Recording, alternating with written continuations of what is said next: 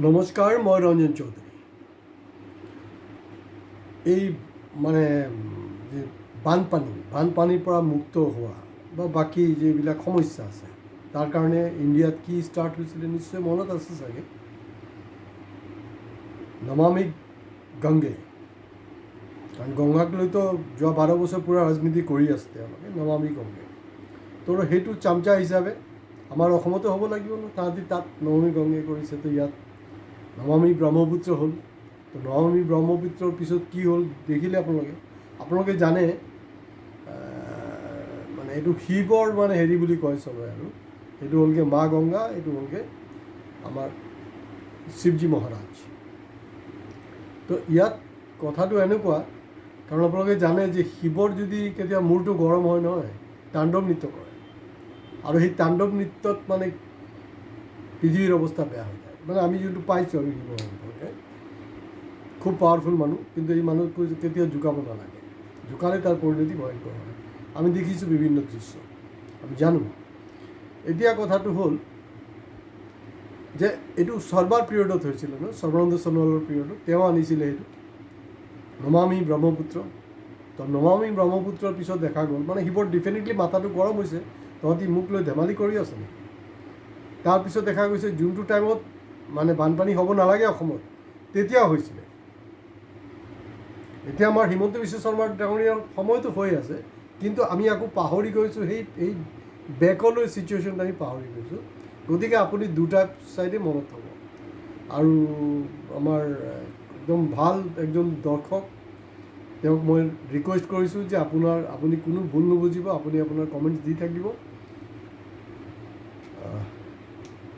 মানে আপোনাৰ একদম বিন্দাছ, মই যেনেকৈ বিন্দাছ কওঁ, কমচে কম অখিল হোক, সৰ্বানন্দ সোণোৱাল হোক, ৰাহুল হোক, আমাৰ হিমন্ত বিশ্ব, যাৰ যোনটো খেলি মেলি আছে মই কমেই আৰু আপুনি দিব। কিন্তু আপোনাৰ কমেণ্টছবিলাক নোহোৱাৰ পিছত মোৰ কিন্তু আচলতে মনটো ভাল লগা নাই। আপুনি দিব, কমেণ্টছ দিব, কাৰণ আপোনাৰ কমেণ্টছবিলাক যথেষ্ট তাৎপৰ্যপূৰ্ণ। ইয়াত একো নাই, এইটো হ'বই পাৰে, কেতিয়াবা আপোনাৰ লগত মোৰ মিলৰ অমিত মানে থাকিব পাৰে, সেইটো কোনো ডাঙৰ নহয়।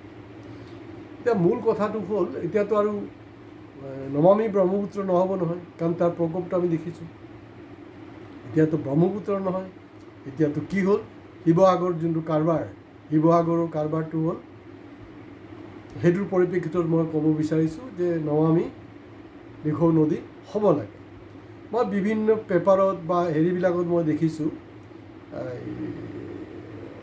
ছ'চিয়েল মিডিয়াত পোষ্টত, তাত লিখা হৈছে যে পলসৰ কথা লিখা হৈছে, যে পলস মানে পূৰা হেৰি পৰিছে, সেইটো কাৰণে টানি আছে, কোদাল নাই, বহুত কিবা কিবি। কিন্তু মইতো আৰু এই অখিলৰ নিচিনা কৃষি আৰু সেই নদীবান বিশেষজ্ঞ নহয়তো, কিন্তু মই যিমানটো জানো, ইয়াৰ আগতো হৈছে বানপানী, নোহোৱা নহয়। কিন্তু দিখৌ নদীৰ যোনটো পলস, এই পলসটো কিন্তু আমাৰ খেতিপথাৰৰ কাৰণে খুব ইম্পৰ্টেণ্ট হয়। এতিয়া যোনটো হৈছে এইটো আচলতে পলস নহয়, এইটো আচলতে বালি হয়। বালি আৰু পলসৰ মাজত কিন্তু ডিফাৰেঞ্চ এটা আছে। বালি কেতিয়াও আপোনাৰ কৃষি কাৰ্যৰ কাৰণে ভাল নহয়, পলসটো ভাল হয়। তো পলস আমি ইয়াৰ আগত পাইছোঁ, সেইটোক এটা আশীৰ্বাদ হিচাপে এইটো অঞ্চলৰ মানুহে লৈছিলে, আৰু এনেকুৱা ভয়ংকৰ কিন্তু ৰূপ ধৰা নাই। এটা হিন্দী ফিল্মতো হৈছিল, আজিকালিতো এইবিলাক সম্ভৱেই নহয়, 2012 হ'ব লাগে, 11-12 হ'ব লাগে, যে সেইটো আমিৰ খান আৰু কিবা কিবি আছিলে তেওঁলোক। কালিৰ এপিছ'ডত কোনোবাই মোক নামটো মনত পেলোৱাই দিয়াৰ কাৰণে মই তেখেতক ধন্যবাদ দিছোঁ। দ্য ৱায়াৰৰ যিজন এংকাৰ কৰণ থাপাৰ, মই অলপ মিছ কৰিছিলোঁ। তো যিনক আপোনাকো ধন্যবাদ দিছোঁ যে আপুনি কমেণ্টছত এইটো মোক ৰিমাইণ্ড কৰাৰ কাৰণে।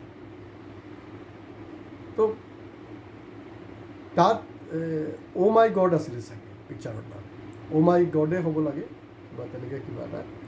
তাত মানে সেইটো আছিলে যে এই যে আমি যে যি ঘটনা হয় সেইটোক আমি যে এক্ট অফ গড বুলি কৈ দিওঁ। তো এতিয়া তাত ক্লেইমটো হৈছিলে যদি এক্ট অফ গড হয়, তেতিয়াহ'লে গডে মোৰ যি ক্ষতিপূৰণ হ'ল এই কাৰবাৰটোৰ কাৰণে, গতিকে তেওঁ এইটো দিব লাগিব। কিন্তু আচলতে কোনো বস্তু এক্ট অফ গড নহয়, এইটো হ'লগৈ বকৱাছ এটা নেৰেটিভছ। আচল হ'লগৈ এক্ট অফ মেন। মানে এইটো মানে আপোনাৰ হেৰি আৰু মানে ছেল্ফ মেড ডিজাষ্টাৰ। এইটো আমি এক্টবিলাক আমি কৰি আছোঁ। কাৰণ আপোনাৰ তাত যোনটো মানে কয়লা বা তাৰ যোনটো যি খনন যি কাৰবাৰ কৰিছে নহয়, কোনো মাই বাপ নাইকিয়া।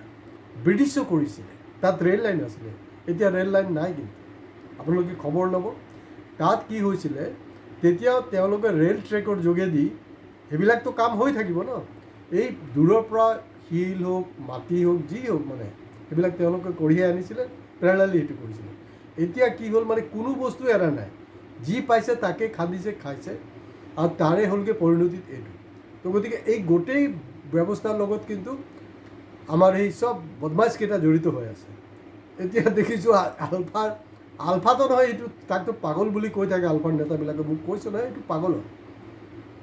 তো তেওঁ মানে এই আমাৰ মাৰ্ঘেৰিটাৰ এই চাব ডিভিশ্যনত কি কি হ'ব, এই যে কয়লাৰ অমুক কিছু হ'ল, এতিয়াতো এটাতো কথা আছে নহয় যে তেওঁৰ সম্পৰ্কে ডিগবৈতো চৰ্চা আছে, কাৰণ তেওঁতো হেৰি হয়তো আলফা হয়তো, মানে অসম স্বাধীন কৰিবলৈ ওলাইছিলে, অসম স্বাধীনৰ নামত ছাৰেণ্ডাৰ কৰিছে। এইবিলাক কোনো হেৰি নহয়, বীৰ মহাপুৰুষ নহয়, সেইবিলাক চব ছাৰেণ্ডাৰ কৰিছে।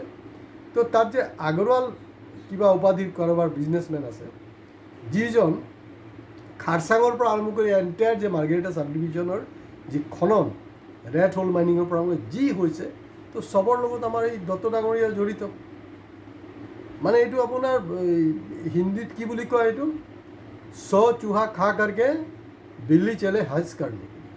তো তেনেকুৱাই আৰু এইবিলাক কথা তেওঁৰ মুখত হোৱা নাপায় নহয়, কেনেকৈ পাব? কমেণ্ট দিয়ক, আপোনালোকে একদম ভয় নকৰিব, একদম ভয় নকৰিব। মই যেনেকৈ কৈ আছোঁ তেনেকৈ আপোনালোকৰ পৰা মই কমেণ্টছ বিচাৰোঁ, থাকিব লাগিব ন। তো তেওঁলোকেও চাই আছে নহয় যে না, ৰঞ্জন চৌধুৰীৰ বাহিৰেও কিন্তু দম থকা মানুহে কমেণ্ট দি আছে, কমেণ্টছবিলাক তেওঁলোকেও চাইতো। একদম সেই তেতিয়াহে আপুনি অসমখনক বচাব পাৰিব, মানুহবিলাকক বচাব পাৰিব।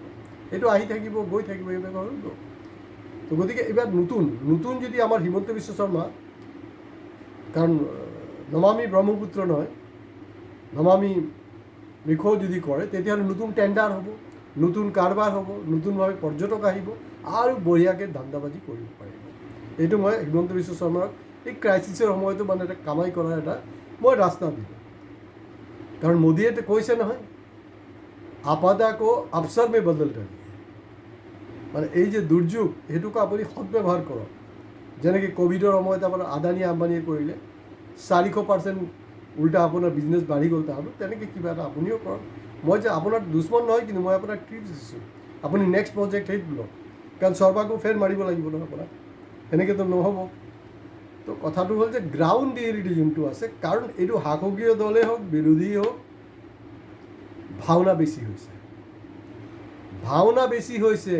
ফেচবুক পোষ্ট কেলৈ দিব লাগে, ইমান ছ'চিয়েল মিডিয়াত কেলৈ আমাৰ MLA বিলাক লাগি আছে, কোনো যুক্তি নাইকিয়া। কেলৈ নাজিৰা সমষ্টিত কি ধ্ৰুপদ বৰগোহাঁই মানে বিধায়ক নাছিলে নেকি একবাৰো? তেওঁ এটা সময়ত ৰাজ্যসভাৰ সাংসদো হৈছিলে AGP পিৰিয়ডত।